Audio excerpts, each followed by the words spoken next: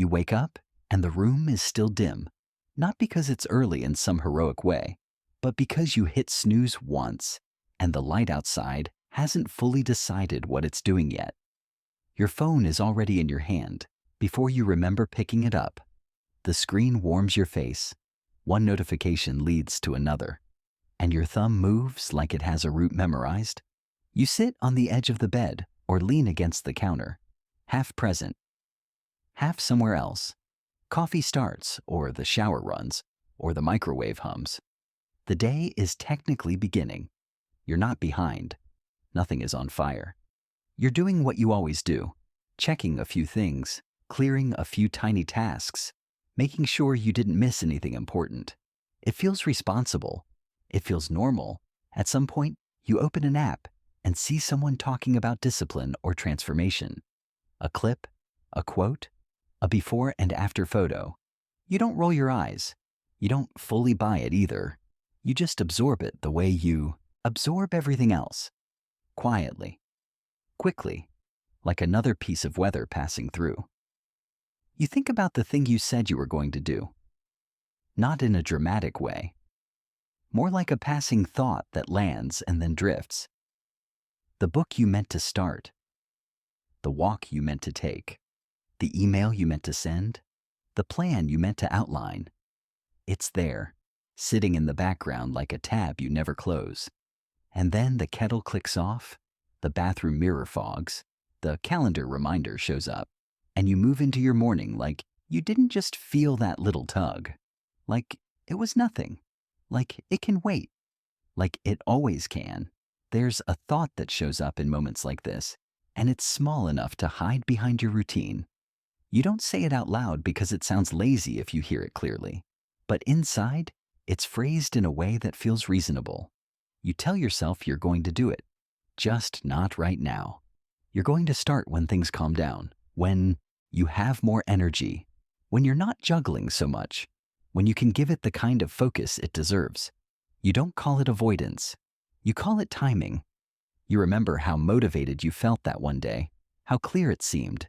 You remember telling someone, or at least thinking it with certainty, "This is the season I change."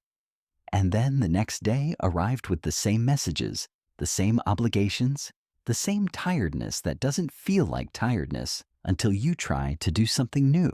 So you negotiate with yourself in a quiet voice. You say, "Let me get through today first. Let me handle what I already promised. Let me prove I can keep up. And then I'll build the new thing on top of that." It sounds mature. It sounds responsible. It sounds like you're protecting your future self from failing. But underneath the logic is something softer and harder to admit. You don't want to start and discover that you can't finish. You don't want to begin and then have to face the moment where the excitement fades and it becomes work. You don't want to watch yourself quit again, not because quitting ruins your life, but because it changes how you look at yourself. So you keep the idea alive by talking about it in your head. You keep the identity intact without testing it. You keep the future version of you untouched, still perfect, still possible. And for now, that feels safer than one real, imperfect attempt. It didn't start as a problem. It started as a season, a busy stretch, a few weeks where you genuinely had a lot going on. You postponed the thing you wanted because it made sense to postpone it. You told yourself you'd circle back when life gave you room. And for a while, that was true. For a while, postponings was just postponing. Then it became a habit you didn't name. You started collecting days the way you collect receipts, evidence that you were doing something, handling something, staying afloat. You learned how to feel productive without touching the thing that would actually change you. Small tasks became a shelter. Being reachable became a substitute for being intentional. The pattern grew quietly because it didn't hurt loudly. Nothing broke. You still showed up. You still got things done. You could point to a list and say, "See, I'm trying." And because you weren't crashing, you didn't feel urgency. You felt normal. The conversations you had, sometimes with other people, often with yourself, stayed in the same loop. You'd bring it up the way people bring up weather, casually, as a known fact. I need to get back into it. I'm going to start soon. I've been meaning to. And each time you said it, it felt like a tiny release, like acknowledging it was the same as moving toward it. Then a month passes, not as a dramatic page turn, just as an accumulation of mornings like this one. A season changes. Your phone updates. Someone else's life looks different. Yours still looks like yours, which is comforting and unsettling at the same time. And the pattern gets more invisible because it has become your baseline. You're not choosing delay anymore. You're living inside it. The part you rarely picture isn't a disaster. It's a quiet continuation. It's you a few months from now, waking up in the same light, holding the same phone, doing the same first scroll, having the same passing thought. It's not tragic. That's what makes it easy to ignore. In that future, the thing you wanted didn't fail. It simply never became real.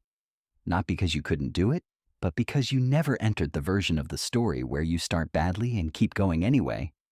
You stayed in the version where you're always about to begin, and there are subtle absences that come with that. You don't gain proof. You don't gain momentum.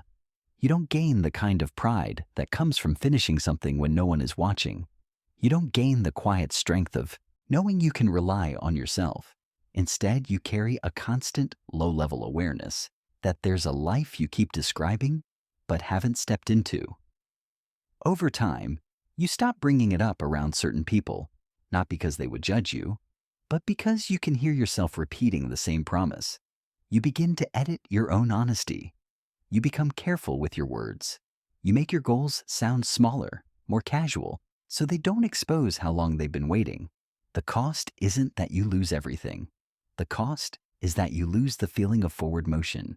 You lose the relationship you could have had with your future self, the version that trusts you.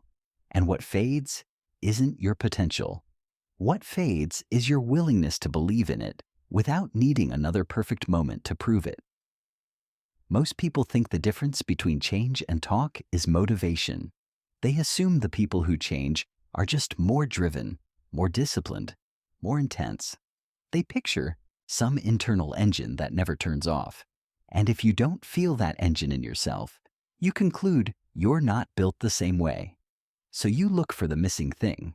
You look for the hack, the spark, the perfect routine, the burst of inspiration that will finally make you consistent.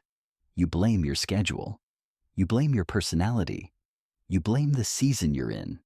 You treat your life like the obstacle and your future like the reward you'll access once the obstacle moves. But the misunderstanding is quieter than that. It's the belief that change starts with a feeling, that you must first want it enough, in a way that stays steady, that you need clarity before action, confidence before commitment, certainty before you begin. And because you believe that, you keep waiting for the internal conditions to become ideal. You keep expecting a version of yourself to arrive that feels different at the starting line. You keep trying to think your way into becoming someone who follows through. Meanwhile, the people who actually change often don't feel dramatically different. They don't have a permanent high. They don't always feel ready. They simply don't use readiness as the gate. The perception is that they're stronger. The reality is that they're more literal. They treat the decision as a decision, not as a mood. And that's why they move while others keep rehearsing the same beginning in their head. What this story is really about isn't your habits. It's your self-trust. It's the relationship between you and your own word. Every time you tell yourself you'll do something and you don't, it adds a small layer of doubt. Not loud doubt, practical doubt. The kind that shows up later when you want to believe yourself again. You start to experience your own promises as suggestions. You start to leave yourself room to back out. You start to speak to yourself the way you speak to someone you can't fully count on. Carefully, with lowered expectations, with maybe built in. And that's why the difference between people who change and people who talk about it isn't intensity. It's reliability. It's whether you can look at yourself and say, if I decide something, I will at least meet myself there. Even if it's messy, even if it's small, even if it doesn't look impressive yet. Over time, follow through becomes identity. Not the loud kind you post about, but the quiet kind you live with. It becomes the way you walk into a day. It becomes how you choose what you're capable of. You don't need to feel like a new person. You need to become someone who believes their own decisions are real. And the strange thing is, the world doesn't have to change for that to happen. Your schedule can stay full. Your energy can stay inconsistent. Life can keep being life. The shift is internal. You stop treating your future as a place you visit in your imagination and start treating it as someone you owe honesty to. That's what this is about. Not doing more. Becoming dependable to yourself again. One ordinary moment at a time. The small decision that changes the ending isn't a grand commitment. It's not a new system. It's a private shift in what your words mean. It's the moment you decide that when you say, "I'm going to," you're not describing a hope. You're placing a marker. You're making something true. It can happen in the same ordinary morning. Phone in hand. Coffee going. Nothing dramatic. You feel the familiar urge to delay and you don't fight it with hype. You simply choose not to negotiate with it. You choose the version of you who keeps agreements, even tiny ones. It might look like opening the document you keep thinking about and writing one honest paragraph. Not the perfect introduction. It might look like putting your shoes on and stepping outside for 5 minutes. Not the full routine you imagined. It might look like sending the email you've been drafting in your head, even if it's short and imperfect. The action is small, but the decision underneath it is precise. My future isn't built by what I intend. It's built by what I confirm with my behavior. And you can feel how understated it is. No fireworks, no immediate transformation, just a different kind of quiet. The quiet of alignment. Another example is even smaller. You stop saying "I need to" and start saying "I will" only when you're willing to mean it. You become careful with your own promises, not because you're afraid, but because you're rebuilding trust. You'd rather make one promise and keep it than make 10 promises and soothe yourself with the sound of them. That's the decision. Not doing everything.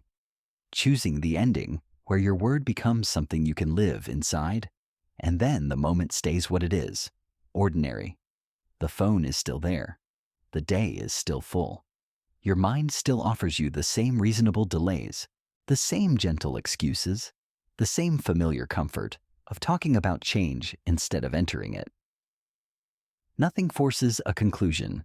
No one is watching. There's no scoreboard for this. It's just you in a small pocket of time deciding what kind of relationship you want with yourself. You can keep the idea alive the way you always have.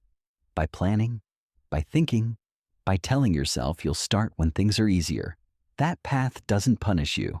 It simply keeps you the same. It preserves the version of you that's always about to begin. Or you can choose quietly to let one promise become real, not because you feel different, because you're tired of living with a future self you keep postponing, because you want to be able to trust your own voice again when it says, "This matters." The story doesn't end here. It keeps moving the way it always has, into the next hour, the next evening, the next morning. But you can feel where the hinge is. You can feel the exact point where a life changes without announcing itself. So you're still here, in the ordinary moment that looks harmless. And the only question left isn't whether you're capable. It's simpler than that. When you speak to yourself today, will you sound like someone you can believe?